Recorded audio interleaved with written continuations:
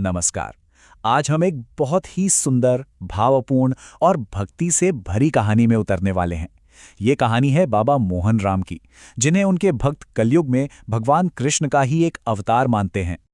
ये सवाल वाकई बहुत गहरा है और यही सवाल इस पूरी कहानी की जड़ में है।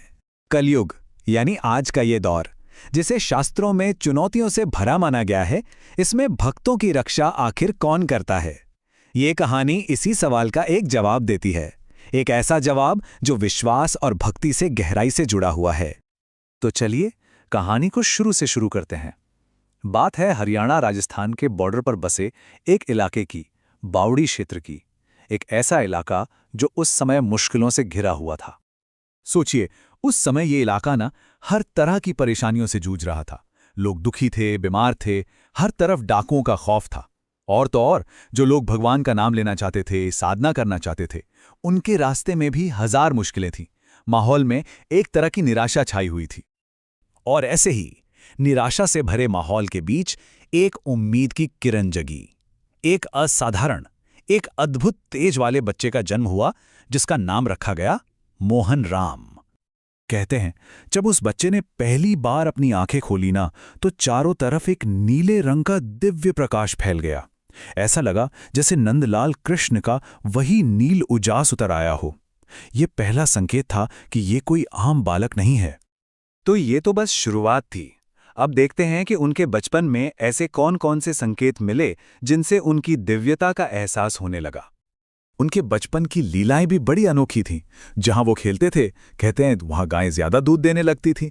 कोई बच्चा बीमार हो तो उनके छूने भर से ठीक हो जाता था। और कमाल की बात तो ये थी कि बिना बारिश के भी उनके आसपास के खेत हरे भरे रहते थे। अब जब इतने चमत्कार हो रहे थे तो गांव के बड़े बुजुर्ग कैसे न समझते। उन्हें यकीन हो गया। उन्होंने कहना शुरू कर दिया, ये कोई साधारण बालक नहीं, इसमें तो कृष्ण का अंश है। और बस ये बात धीरे धीरे हर तरफ फैल गई।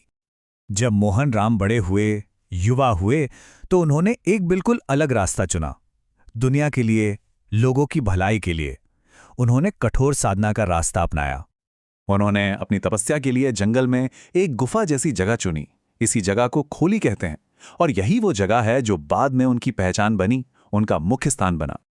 उनकी ये तपस्या, इसका एक ही मकसद था, एक ही संकल्प था कि लोगों की रक्षा करनी है और इस कलयुग के दुखों को, कष्टों को दूर करना है। और कहते हैं कि उनकी तपस्या में इतनी शक्ति थी कि खूंखार शेर और बाघ भी उनके पास आके चुपचाप बैठ जाते थे। कई बार देवताओं ने प्रकाश के रूप में दर्शन दिए और इन चमत्कारों की बातें सुन सुनकर दूर दूर से भक्त उनकी तरफ खिंचे चले आने लगे। और अब हम पहुंचते हैं इस कहानी के सबसे अहम मोड़ पर, वो पल जब उनकी पहचान पर दैवीय मुहर लग गई। ऐसा माना जाता है, भक्तों का अटूट विश्वास है कि जब मोहन राम की तपस्या अपनी चरम सीमा पर थी, तब कुछ ऐसा हुआ जिसकी किसी ने कल्पना भी नहीं की होगी। स्वयं भगवान श्री कृष्ण उनके सामने प्रकट हो गए। और भगवान कृष्ण ने उन्हें एक आशीर्वाद दिया, एक आदेश दिया। उन्होंने कहा, कलयुग में मेरा अंश रूप लेकर तूने धर्म की रक्षा का कार्य संभाला है। जो भी यहां आएगा उसका दुख हराना तेरा धर्म है।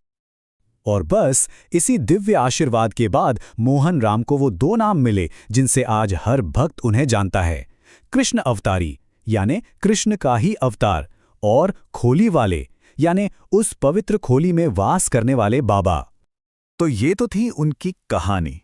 अब सवाल ये उठता है कि आज के दौर में बाबा मोहन राम अपने भक्तों के लिए क्या मायने रखते हैं, उन्हें किस तरह पूजा जाता है।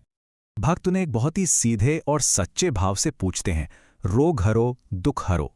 मतलब वो जो बीमारियों को हर लेते हैं और दुखों को दूर कर देते हैं। यही उनकी आस्था का पूरा सार है। लोगों का विश्वास है कि अगर सच्चे मन से प्रार्थना की जाए तो हर तरह की मुश्किल का हल मिलता है। चाहे वो कोई बड़ी से बड़ी बीमारी हो, उसमें राहत मिलती है। घर परिवार में कोई संकट हो तो उसका समाधान निकलता है। किसी भी तरह का डर, कोई बाधा हो तो दिव्य सुरक्षा मिलती है। यहां तक कि कामकाज और बिजनेस में भी सफलता का रास्ता खुलता है।